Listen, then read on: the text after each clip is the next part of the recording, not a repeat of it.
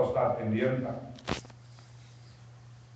تو ان کو ان کی تنخواہ انہوں نے 20,000 ڈالر مہینے کی، میری 10,000. میں ان کا استاد، میں ان کا انچارج. میرے اسٹوڈنٹ جو امریکن تھے انہوں نے احتجاج کیا کہ یہ تم کیوں ایسا کر رہے ہو؟ تو کہا نہیں انڈین. تو کیا فرق پڑتا ہے؟ ہمارے استاد ہیں امریکہ سے آئے کہیں سے بھی آئے، مگر یہ انڈیا میں پیدا ہو، یہ انڈیا میں پیدا ہو.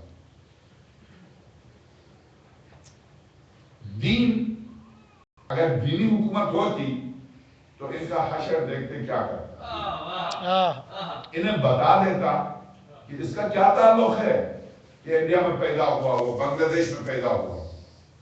جو انجینئرز گورے ہیں ان کا وہ استاد ہے اور وہ امریکہ کی طرف سے ان کا انچارج بن کے گیا صرف اس لیے کہ وہ انڈیا میں پیدا ہوا. 10,000. اور ان کے اسٹوڈنٹ جو ان کے اسٹوڈنٹ بھی اور ان کے نیچے بھی ہیں 20,000. تو اب دین مقدس اسلام جس کا کام ہی صرف وقت ارسلنا رسولنا بالبینات وانزلنا، واقعی آپ سورہ واقعہ حدیث کی آیت پر گفتگو سن چکے. آپ اگر سرور کائنات کا سب سے بڑا معجزہ آپ سے پوچھا جائے تو آپ بے دھڑک کہہ سکتے ہیں اس قوم کو اسلام میں لانا، اس قوم کو اسلام میں لانا. آیت اللہ سید محسن طباطبائی کہتے ہیں ایک مناظرہ ہوا ایک سعودی سے، تو کہنا ہمیں فخر ہے تم ایرانیوں پر، تم کیا کس بات پر فخر ہے؟ ہم عرب ہے. تو سورہ شورا کی آیت میں نے سنا دی، اس آیت پر فخر کرو. سورہ شورا کی آیت کہتی ہے لو انزلنا ھذا القرآن، اگر ہم اس قرآن کو عجمی میں غیر عرب میں نازل کرتے تو یہ عرب ایمان نہ لاتے. کیوں نہ لاتے؟ جہالت کی وجہ سے. سبحان اللہ سبحان اللہ. اب کرو فخر تو سر ڈوب گیا. اب دوبارہ اس آیت کی تلاوت میں کیوں نہیں کروں؟ قرآن ہے، کیوں نہ کروں؟ نہیں ہماری توہین قرآن ہے تو کی تھوڑی کی. تبت یدا ابی لہب عرب تھا وہ، اسے عجم کے بارے میں قرآن نے نہیں کہا تبت فلاں عجمی. اور تبت یدا ابی لہب قریشی تھا، تمہارے خاندان میں سب سے بہترین خاندان کا تھا. اس بات پر فخر کرتے ہو، کیوں فخر کرتے ہو؟ اور غیر عرب کو عجم کہتا ہے. عجم کی کیا معنی؟ گونگے. غیر عرب کو عجم کہتا ہے، عجم کی معنی گونگے. تو میں عرض کروں حج ہی کے لباس کو کیوں تبدیل کیا؟ تاکہ یہ قوم بھی اس لباس میں دیکھے تو تمیز نہ کر سکے، سب کی عزت محفوظ رہے، سب کی عزت محفوظ رہے. ایک دوسری بات کی کہ اس لباس کی تبدیلی سے جو غرور تھا، جو متکبر تھا لباس کی وجہ سے، اب جو لنگ پہنا تو کیا تکبر، ایک لنگ پہن کے تکبر کرنے کے بارے ہی نہیں. آپ لنگ باندھ کے تکبر کر رہے ہیں، کیا کر رہے ہیں، کیا کر رہے ہیں؟ تو سب سے پہلے لباس کے ذریعے تکبر کو دور کر دیں. تو مولا کائنات یہاں ارشاد فرماتے متقی کی زبان کے بعد سب سے پہلا اہم ترین چیز لباس. لباس میں میانہ روی، بے راہ روی نہیں ہے. شادی ہو تو ساری زندگی کا خرچہ بس لباس پر، دلہن ہو یا دلہا. اسٹیج کو سجانے پر کتنا خرچ ہوا؟ 20 لاکھ. کیوں خرچ ہوا؟ گورنر آنے والے. مولا کائنات صلی اللہ علیہ وسلم نے اپنے گورنر کو لکھا انی سمعت، میں نے سنا کہ تو کسی امیر کے ولیمے میں گیا تھا جو کھانا خدا نے پیغمبر نے غریبوں کے لیے رکھا تھا. یہ ولیمے 4-5 ولیمے ہیں، ختنے کا ولیمہ، مکان کا ولیمہ، حج کا ولیمہ، نکاح کا ولیمہ. یہ ولیمہ کیوں رکھے ہیں؟ نہ تو مولوی کے لیے رکھے ہیں، نہ دولت مندوں کے لیے، نہ دوست و احباب کے لیے. وہ لوگ جن کے گھروں میں سال بھر گوشت نہیں ہوتا، دین نے ان کے لیے انتظام کیا. سبحان اللہ. قربانی کا ہدف بھی یہی ہے، ولیموں کا ہدف بھی یہی ہے کہ ان کو بلائیں، ان کو کھلائیں، فقراء مساکین کو. تو مولا کائنات خط لکھتے ہیں مجھے افسوس ہے علی کا گورنر ہوتے ہوئے ایسے ولیمے میں تو گیا کیسے جہاں امیر جاتے ہیں جن کا حق ہے وہ نہیں جاتے. تو گیا کیسے؟ طرف گیا یہ خط لے کے آیا کوفہ. یا امیر المومنین حالانکہ حرام نہیں ہے جانا، مگر امیر المومنین صلی اللہ علیہ گورنر پر کسی بھی عہدیدار پر پابندی تھی کہ کسی کی دعوت پر نہیں جانا. جاؤ گے میں حد جاری کر دوں، اس لیے کہ آج دعوت کر کے کل آگے تمہارے پاس سفارش کے لیے نہیں جانا کسی کی دعوت. بازار سے مولا کائنات خود جا کے کوئی چیز نہیں خریدتے تھے، نہیں خریدتے. کہیں دکاندار یہ احسان نہ جتایا انہوں نے آپ تشریف لائیں، آپ تشریف لائیں میں قیمت کم کر رہا ہوں.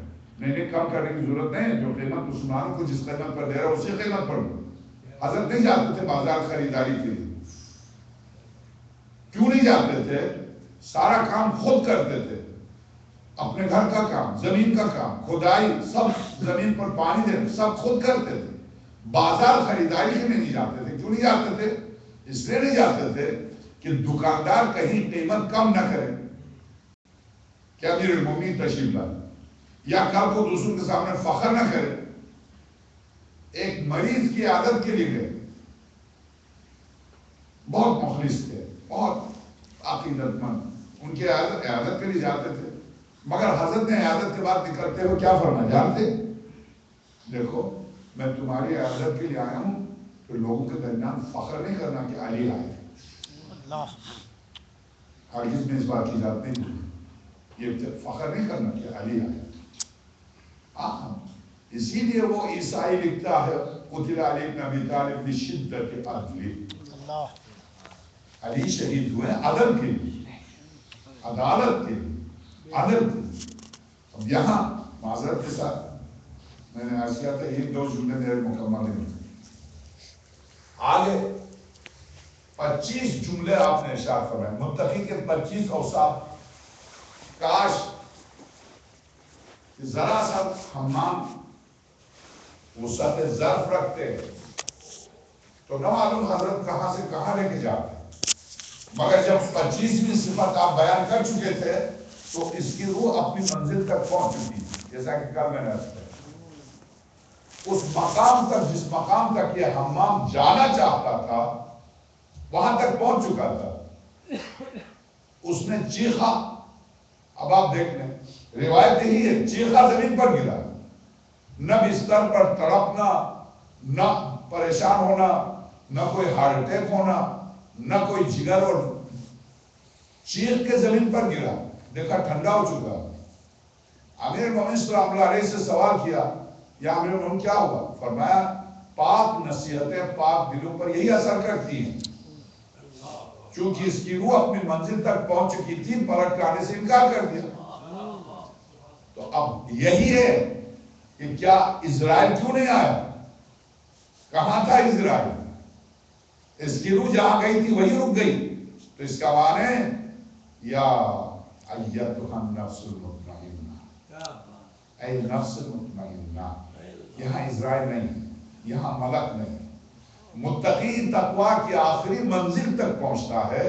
نقش قدم امیر المومنین پر جب چلتا ہے تو اس کے لیے پھر اسرائیل نہیں ہے، پھر اس کے لیے ملک نہیں ہے. قرآن کریم کی روح سے ملک درست ہے. ان الذین قالوا ربنا اللہ ثم استقاموا تتنزل علیہم الملائکہ، ملائکہ نازل کرتے ہیں. سلام علیکم طبتم فادخلوا الجنہ بما کنتم تعملون، ملک نازل کرتا ہے. وَلَوْ تَرَى إِذَا الظَّالِمُونَ فِي غَمَرَاتِ الْمَوْتِ وَالْمَلَائِكَةُ بَاسِطُو أَيْدِيهِمْ، ملک نازل کرتا خدا. کب ضرور کے لیے؟ کب تک؟ جب تک انسان ملک کے برابر ہو یا انسانی حدود میں ہو تو اس وقت تک ملک آتا. مگر جب انسان ملک سے بلند ہو تو پھر قبضرو کے لیے ملک نہیں آتا. دعوت نامہ تو ضرور پہنچا دیتا ہے اور قبضرو نہیں کرتا. وہاں سے آواز آتی ہے یا ایتھا النفس المطمئنہ، اے نفس مطمئنہ ارجعی، پلٹا الی ربک، اپنے پروردگار کی طرف، راضیۃ، تیرا پروردگار تجھ سے راضی، مرضیت تو اپنے پروردگار سے راضی. فادخلی فی عبادی، اسی جملے پر 2 جملے مسائل تھے. فادخلی فی عبادی، ہارون رشید کا بیٹا، 13 بیٹے تھے ہارون رشید کے، ان میں سے 2 مشہور ہیں، امین و معتمد۔ معتمد نہیں، معتمد، یہ ذہن رکھے گا۔ ایک مومن میرے اترنے کے بعد مجھے سمجھا رہے تھے قرآن نے وہ بیٹا نہیں تھا، میں کہا نہیں، آپ کو نہیں پتا، آپ معتمد کی بات کرتے ہیں، وہ حاکم تھا اسی خاندان سے، اس کی بات نہیں کی میں نے، معتمد، امین معتمد۔ امین جو کہ بنو عباس سے معمون، اس کی ماں ایرانی تھی، امین کی ماں عرب تھی، معتمد کی ماں بھی عرب تھی۔ معتمد مخلص تھا، معاویہ ابن یزید کی طرح، یزید کے بیٹے معاویہ کی طرح۔ معتمد بہت اسے شدت سے امیر المومنین سے محبت تھی، باپ سے سخت نفرت کرتا تھا، یہ باپ کے مظالم سے تڑپتا تھا کہ باپ کی کیوں فاطمہ اور علی کی اولاد کو اس طرح سے شہید کر رہا ہے، مگر کیا کرے، بے بس تھا۔ ایک دن وہ پھٹے پرانے کپڑے پہنتا تھا، جعفر برمکی جو اس کا وزیر تھا، ہارون رشید تھا، اس نے اکسایا ہارون کو، اس بیٹے کی وجہ سے آپ کی عزت پامال ہو رہی ہے، دیکھیں پھٹا پرانا کپڑا پہن کے دربار میں آتا، لوگ کہتے ہیں ہارون رشید کا بیٹا کس طرح کا شہزادہ ہے۔ تو ہارون رشید نے اس کو بلا کے کہا تم کیوں میری عزت کو پامال کرتے ہو؟ اس نے کہا میں نے کہا تم آپ کی عزت کو پامال، میں نے کیا کیا؟ نہیں، میں سمجھتا ہوں میں نے مامون و امین کو زیادہ اہمیت دی ہے، اور حکومت میں نے زندگی میں تقسیم کی ہے، میں مروں تو عرب امین کے لیے، عجب مامون کے لیے، میں نے آپ کو کچھ نہیں دیا اس لیے آپ اس طرح سے، تم اس طرح سے کرتے ہو۔ نہیں بابا، یہ حکومت آپ نے کرنی کافی ہے، مجھے نہیں چاہیے۔ نہیں، تمہیں افریقہ دیتا ہوں، مصر، لیبیا، مراکش، جزائر، یہ میں تمہیں دیتا ہوں، تم چلے جاؤ، مجھے نہیں چاہیے۔ نہیں، تم چلے جاؤ، زبردستی گھوڑا دیا، اس پر سوار ہو کے مصر چلے جاؤ۔ یہ بجائے مصر جانے کے بصرہ چلا گیا، بصرے میں جا کر اس گھوڑے کو بیچا، اور اسی پر کہیں جا کر کرایہ پر کوئی مکان لیا، کسی کو بتایا نہیں کہ شہزادہ ہے، اسی پر زندگی گزارتا رہا۔ ہارون کو پتہ نہیں چلا کہاں گیا ہے، اس نے بتایا نہیں۔ یہ جب اس کا خرچہ ختم ہوا تو شہید بزرگوار دستاویز لکھتے ہیں یہ آیا مسجد میں آتا تھا نماز پڑھنے کے لیے، کسی کو بتاتا نہیں، پڑھے قرآن پڑھتے، یہ آیا مسجد میں تو خرچہ نہیں تھا اس کے پاس، تو یہ کیا کرے؟ یہ جب مسجد میں آیا کہ ہو سکتا ہے کسی کو مزدور کی ضرورت میں جا کے مزدوری کر لوں گا، کہ جس کو میں امام مانتا وہ مزدور تھے تو مجھے مزدوری کر لو۔ کوئی واقعاً علی کو مانتا تھا یہ شخص، علی کو واقعاً مولا کائنات کو مانتا تھا عمل سے۔ مسجد میں لیٹا ہوا تھا، ایک شخص آیا، اس نے کہا دیکھا کہ کوئی فقیر مسکین لیٹا ہوا، اسے دیوار بنانے کے لیے کسی مزدور کی ضرورت ہے، اس کو اٹھایا، کہا تم مزدوری کرتے ہو؟ کہا میں مزدوری کرتا ہوں۔ لے گیا اس کو، لے جا کے اس سے دیوار اس نے اٹھائی، اس کے بعد اس کو پیسے دیے، یہ آیا، وہ 1 ہفتے تک خرچہ چلا، اس کے بعد دیکھا وہ خرچہ ختم ہو گیا، تو پھر 1 ہفتے کے بعد یہ پھر مسجد میں تھے، وہی شخص آیا، مجھے دوسری دیوار بنوانی، تو اس وقت اس کو بخار تھا، تیز بخار، تو اس کو پتہ چل گیا کہ میں مر رہا ہوں۔ جب یہ آیا تو اس نے کہا دیکھو گھبرانا نہیں، میری وصیت ہے۔ اس نے کہا میں کیوں گھبراؤں؟ تو کہا میں آپ کا مزدور ضرور ہوں مگر میں ہارون رشید کا بیٹا ہوں۔ کیا؟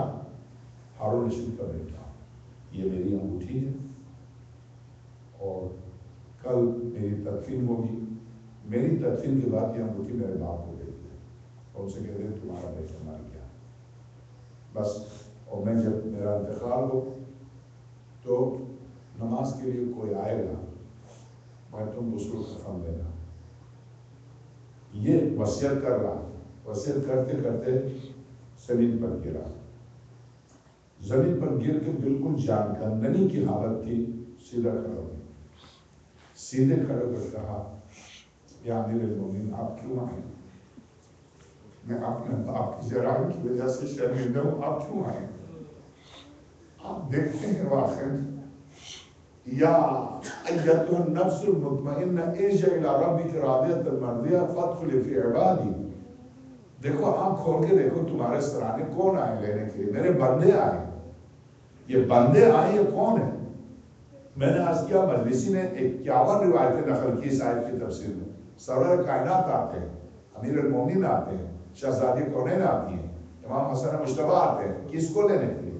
اسی متقی اور پرہیزگار کو، اسی ولایت کے مخلص کو. شاعر حمیری شاعر تھا، کوفے میں کھڑے ہو کر اس نے کہا کہ کوئی ایسی روایت بیان کرے جس کو میں نے مولا کائنات کی شان میں نے شاعری میں نہ کہا. تو ہر ایک آتے گئے، میں گھوڑا اس کے اوپر میری زندگی کی پوری کمائی جواہرات ہیں لاکھ کے دے دوں گا، کوئی آ کے ایسی روایت بیان کرے مولا کائنات کی فضیلت میں جس کو میں نے شعر میں نہ دیا. آتے گئے آتے گئے آتے گئے، وہ اپنے شعر سناتا گیا. دشمنوں کے دل پر تیر برساتا تھا یہ شخص، اور دشمن تنگ آ چکے تھے بغداد کے، پورے کوفے کے بغداد کے. کاش یہ مر جاتا، چونکہ خلفاء کے بارے میں، دشمنان آل محمد کے بارے میں کھل کے بولتا تھا. تو دشمن تنگ آ چکے تھے اس شخص سے. جب اس کی زندگی کا آخری لمحہ ہے تو آیت اللہ دستاویز گناہ کبیرہ باب شراب نوشی اردو میں ہے کتاب، آپ دیکھ لیجئے گا. یہ چونکہ مشہور شخصیت تھی، بہت مشہور شخصیت تھی، سارا بغداد آیا اس کی عادت کے لیے. تو اس کے سرانے مخالفین ہیں، امیر المومنین کے مخالفین بیٹھے ہوئے، مکتبہ اہل بیت کے مخالفین اس کے سرانے بیٹھے ہوئے تھے. اس کی جان کندنی کی حالت تھی. دیکھا اس کے چہرے سے ایک سیاہ نقطہ نکلا. وہ سیاہ نقطہ نکل کر پھیلتا گیا پھیلتا گیا پھیلتا گیا، پوری طرح اس کو اپنے گھیرے میں لے گیا. تو ابھی جان ہے، ابھی سن رہا، تو دیکھ بھی رہا. ایک مخالف نے کہا کر لے، فلاں فلاں کی مخالفت میں حاجو کر لے. تو اس نے ضعیف سے آواز میں کہا، یا امیر المومنین، پوری زندگی آپ کے دفاع میں گزاری، ٹھیک ہے، چونکہ انہوں نے ایک عرصے تک شراب پی تھی اس کی وجہ سے توبہ کر لیا تھا.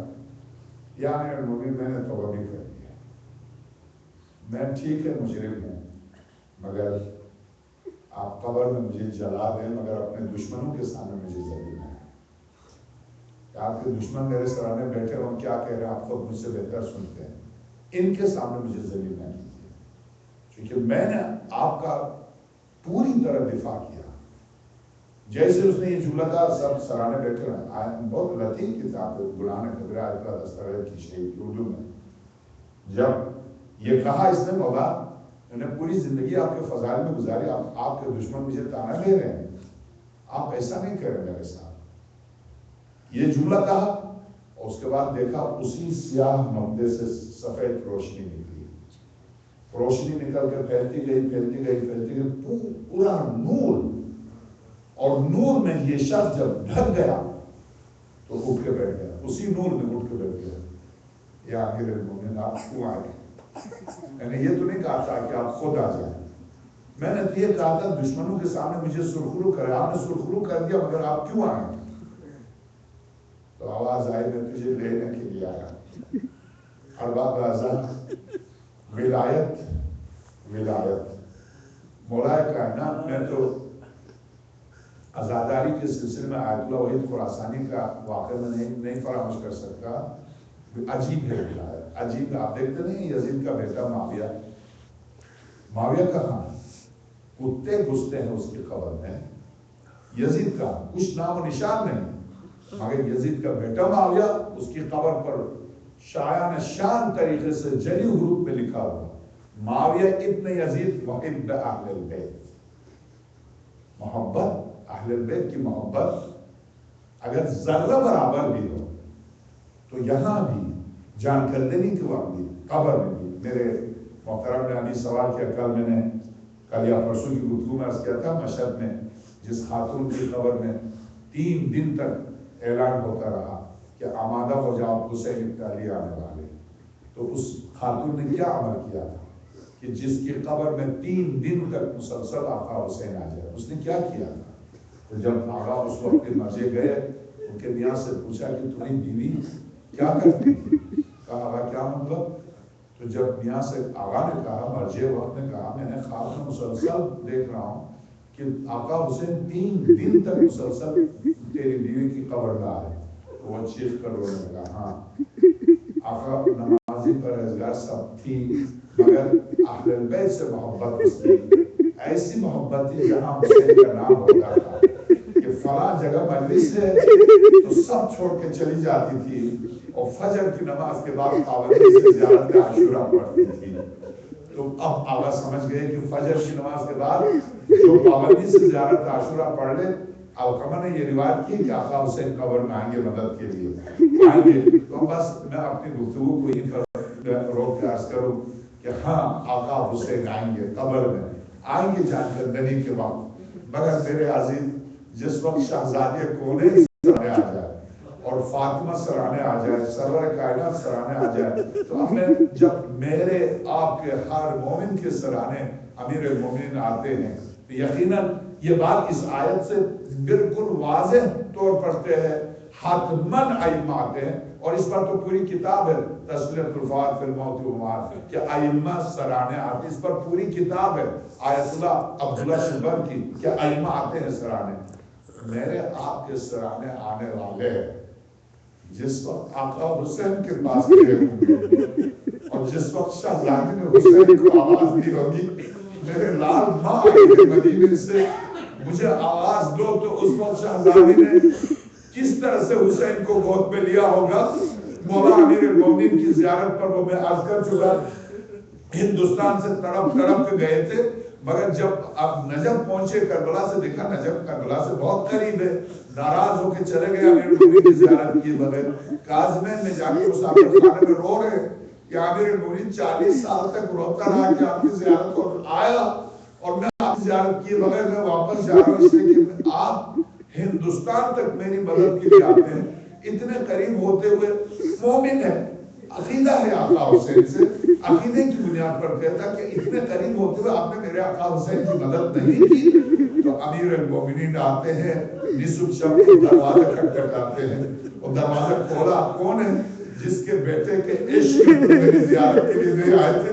میں تمہارے پاس آیا ہوں میرے مخلص، میں تمہارے پاس آیا ہوں. یہ کہا یہ جا کے قدموں پر گرا مجھے معاف کر دے. کہا نہیں، عشق حسین جو میرے حسین سے عشق رکھتا ہے وہ اگر مشرق میں بھی ہو تو علی اس کے پاس پہنچ جاتا ہے.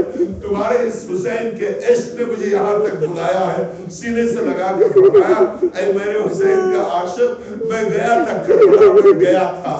تو بس میں ایک جملہ عرض کر دوں پھر وہی عزت لکھنؤی جب امیر المومنین گئے تھے تو کب تبھی تو شہزادے نے کہا بابا آپ اس وقت کیوں نہیں آئے جب میری چادر چھینی جا رہی تھی. بابا اس وقت کیوں نہیں آئے جب میری معصوم بچی کے کانوں سے جب بوندے چھینے جا رہے تھے اور بچی آواز دے رہی تھی بابا مجھے تماچے پڑ رہے. بابا جس وقت میری معصوم بچی کبھی عباس کو پکارتی تھی اور کبھی حسین کو، بابا اس وقت کیوں نہیں آئے.